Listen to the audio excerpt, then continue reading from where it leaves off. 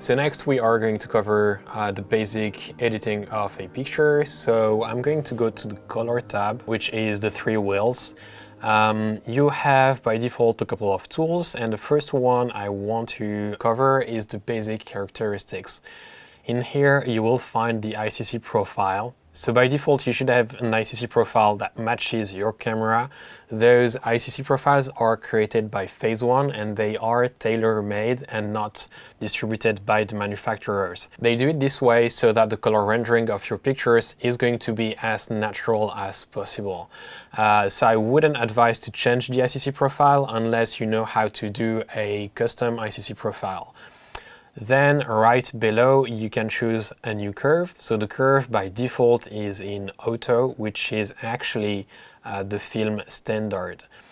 The curve is simply how the luminosity of the picture is interpreted. So if you want, for example, more contrast, you can choose the film high contrast. If you want more details in the shadows, you can pick film extra shadow. Or if you just want no curve on it, you can pick the linear response, which will give you an extremely flat file to work with. So for now, let's leave it to something simple to use and let's use the auto choice. Below curve, you will find the engine. So in here, it's Capture One 12. It should be matching your Capture One version. If not, you will have a small button to update or upgrade the engine that's used. The next tool that almost everyone will need to use is the white balance. So let's see how that works. If we click on another picture, one that has a white balance, that's totally off. We've got the white balance tool here on the left. So different options are available. First is to change the mode like you would do on your camera. So by default it's shot, simply the one that you had set in your camera. Now if you click on mode, you will have different options available. Here I've got daylight, flash, tungsten and fluorescent. That specific image was shot with a Phase One, but if I go back to a file that was shot with a Nikon, I'll have different options in the mode. So the mode options are different for each and every camera brand. So let's go back to the previous file and try to find a proper white balance. So I could change it here to, for example, daylight, click on there, and I've got a pretty good white balance. I could just try to use the white balance color picker. So if I click on the picker here, I can, for example, click on the background if I'm sure that it's white, and it will set the white balance properly for me. Finally, the last way to adjust the white balance would be manually by using the sliders. So you have your Kelvin and tint sliders, which you can adjust simply by clicking on it and moving it to the right or to the left, depending on the setting you want. If you double click on the slider, it will just reset it to its default value. And one last option would be the A, which is found at the top of the tool. And if you click on the A, it will simply make an auto white balance for you. Every tool in Capture One has pretty much the same shortcuts here in the top right corner. So first you will have the question mark, which will bring out the help. So if you have any problem with a specific tool, you click on there and you will find all the details and info that you may need. Then the A is available for not every tool, but pretty much the most important ones. So it will set every slider of the tool automatically.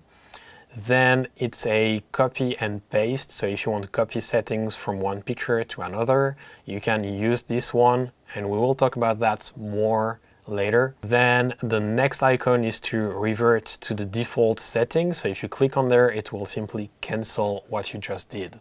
Another use for that one is to press on Alt and leave Alt pressed and long click on the icon. That will do a before, and when you release everything, it will do the after. So you can quickly make a before and after for just one specific tool. Then the three lines are for presets. Presets in Capture One are specific settings for one specific tool. Then we've got styles, which are kind of a group of presets, so you can apply quickly a style to your picture. And finally, the three dots offer different options depending on the tool. So here, for example, for the white balance, I just have the remove tool option. If I go back to base characteristics, I'll have options such as save as default for a specific camera. I'm just going to take it back to the white balance we just had because it looked much better than it does now. Next, when we have the white balance that is set, we can play around with the exposure. The exposure is found in another tab, and it's the one that looks like an histogram. So if I click on here, I can find the exposure tool right here. Exposure has different sliders. So the first one is the exposure, so that will move the whole histogram to the left or to the right, depending on where you are going to move your slider. If you double click on it, that will reset it. And you can also change the value manually by clicking here and just writing over the 0. For example, if I want to add one stop, I can simply insert 1, press enter, and that will change the value. So here, let's make a proper adjustment and just make it slightly lower than one stop. Then there is the contrast. Contrast is meant to boost the contrast of your image, but unlike many other photo editing software, it won't change the saturation as much. So if I move it to the right, it will add contrast, but as you can see, the saturation doesn't change by a lot. In this case, I won't change the contrast, I'll leave it to 0, so double click on it and bring it back to 0. We will play around with the contrast, but later on with levels and curves. Then we have brightness. Brightness doesn't work the same way as exposure, as it will change the luminosity of your picture, but it won't affect the black and white points that much. So if I try to bring it to the right, as you can see, it will make my picture brighter, but the histogram on the right, so the white point, isn't moving that much, so it won't crush the whites. And if I move it to the left, it won't crush the blacks that much. Obviously, if you make any extreme adjustment, you will see that it actually does move around the white and black points a tiny bit, but not as drastically as exposure does. And finally, saturation is pretty much self-explanatory. If you move it to the right, it will add saturation. If you move it to the left, it will take out some of the saturation of your shot. So now we've seen how to adjust exposure, brightness, saturation, and contrast, but sometimes you run into some pictures where you're missing some details in the highlights or the shadows. So that's why in Capture One you have a tool that's called High Dynamic Range. So here in the High Dynamic Range you find two sliders.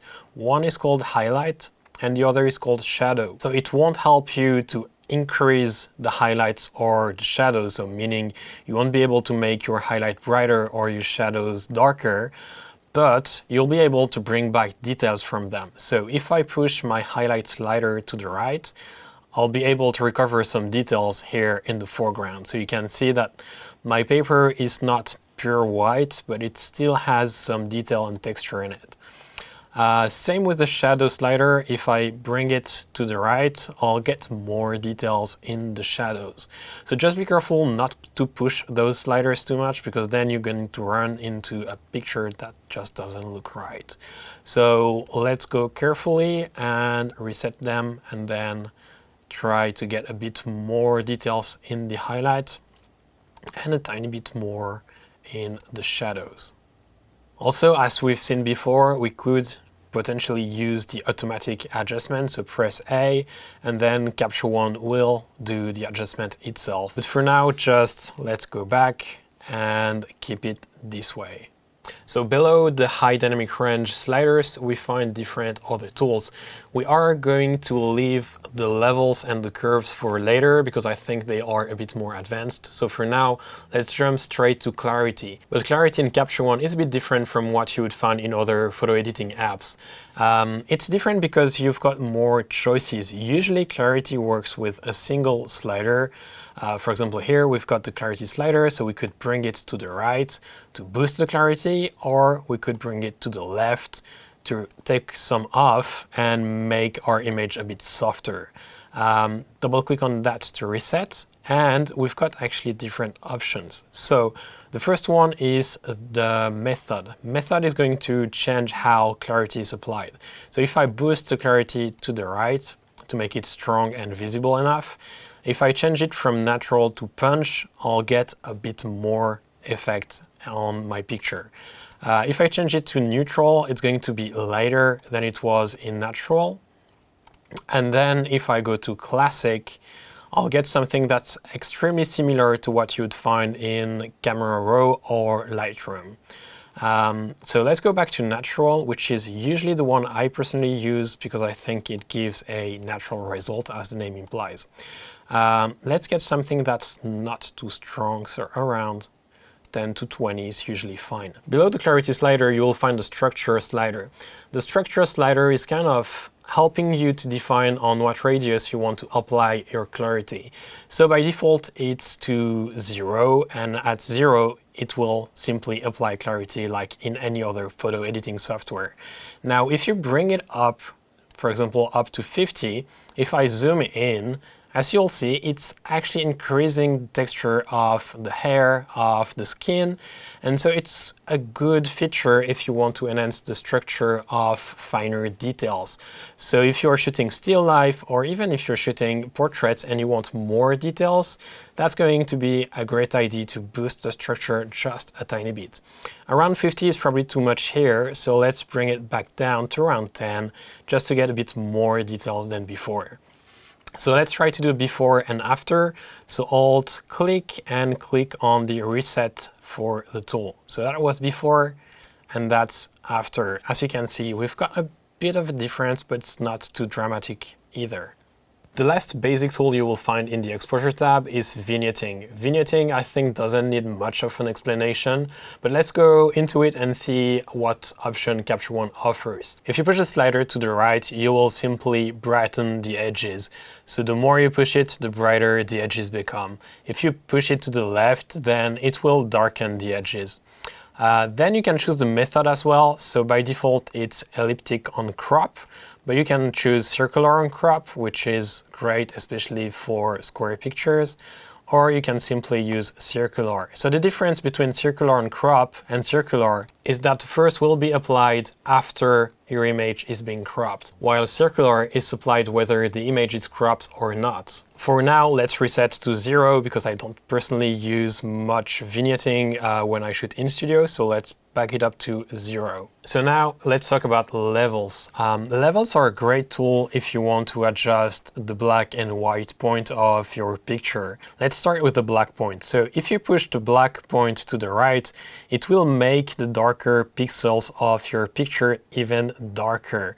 So the idea here, if you want to make a true black point, it would be to match the end of your histogram. So wherever you get a 0 value in your histogram, you should place your black point there if you want a true black point. White point goes the same way, but it goes, instead of going to the right, it will go to the left. So you bring it to the left and you can define your white this way. Just be careful because sometimes you think the histogram is ending somewhere, but it's actually not. So just be careful to leave some data in there. If you're not sure what you're doing, you can always try to reset and press A. The A will snap the histogram slider to the white and to the black point. As you can see, there is another point, which is the middle one. So the middle one helps spread the histogram more evenly. So for example, if you push it to the left, it will leave more space for your brighter pixel, meaning it will make the whole picture brighter. If you go the other way around, so if you go to the right, it will leave more space in your histogram for the darker pixels, so it will make the whole image darker. If you double click on it, it will just reset it to 0.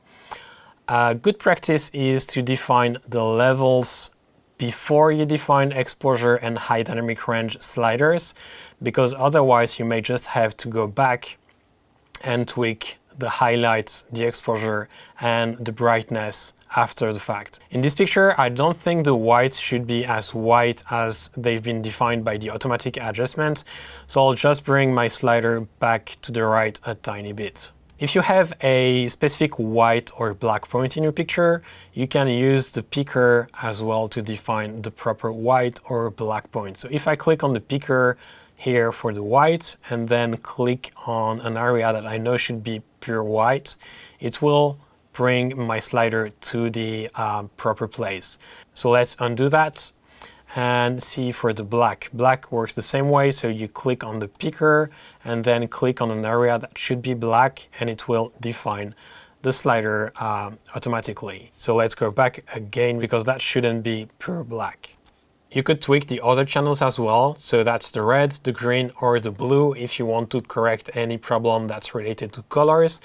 But in Capture One, there is actually a better tool to do that, and we will talk about it in just a bit. It's called the Color Balance tool. So again, I don't really use those channels, but if you'd like to, here is how it works. So for example, for the red, you still have the black, the middle, and the white points.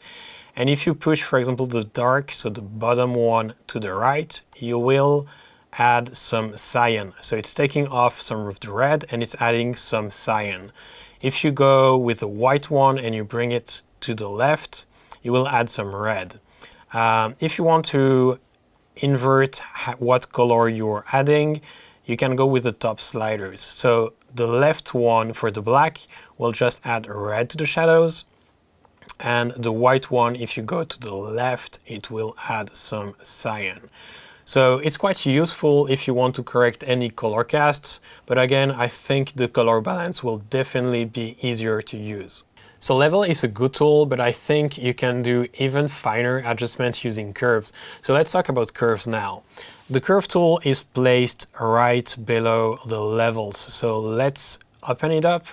And as you can see, it presents itself pretty much like it would in Photoshop if you are used to Photoshop. If not, it doesn't matter. We will start from scratch and see how it works.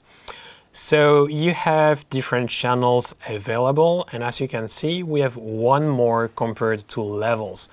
So we have the RGB, which is for luminosity, but it will adjust the saturation as well. So for example, if you want to add some contrast, you would create an S-curve. So S-curve, we just click on the curve, push the first point up, and click on the curve again and push it down. So everything that's on the left is actually the darker part of your image, and everything that's on the right would be the brighter part. So as you can guess, the middle is for the midtones. So an S-curve will add some contrast to your picture, and because it's in the RGB channel, as you can see, the colors have moved around quite a bit. If you don't want your color to be affected as much, you could actually reset that and go to the Luma channel. The Luma channel, if you are used to Photoshop, it's kind of creating a curve and placing it in the luminosity blending mode. If you're not used to Photoshop, it doesn't matter. It's actually the same as the RGB curve, but it doesn't affect color at all. So let's create a new S-curve here. So a new point on the right that we push up, another on the left that we push down. And as you can see, the result is quite different. You just have to be careful because sometimes when you use only the Luma curve, because it doesn't adjust saturation at all, it will look odd. So here, for example, if I want to add contrast, I would probably make a very, very small adjustment in the Luma curve, but then go back to the RGB and create another S-curve that's very fine as well. So there, if we do the before and after, so that's before and that's after. So when you do fine adjustments like we are doing here, sometimes it's hard to see the curve and where the point is exactly. You have input and output values, which help quite a bit, but it's hard to move the curve around. So what you can do in Capture One is actually take your tool and snap it out of the toolbar. From there, you can actually make it bigger. So let's try and make it much bigger so we can see what we are doing. Just be careful not to hide the part of the picture that you actually want to edit. So we can bring that back to the left. And from there, we can tweak the adjustment much easier. So if we do before and after, so that's before and after. So once we are done, we can just snap our curve back into place and move on to the other different channels. But before we do that, let's see what that color picker does. Well, it's not really a color picker, it's more a picker to target a specific area on the curve. So if I click on the picker and then go to my picture, and for example, I want to adjust the skin, so I click on here, it will create a new point for me on my curve. So it's great if you want to lock some parts into place before adjusting a curve, or if you want to target a specific area and move just that point. Now, the red, green, and blue channels are designed to adjust color. So you could use it for color grading or simply for color correction. So here, if I go to the red channel, by pushing it up, I'll add some red. But if I push it down, I'll add the opposite color on the color wheel, which is cyan. So if I bring it down, as you can see, no surprise here, we get some cyan in there.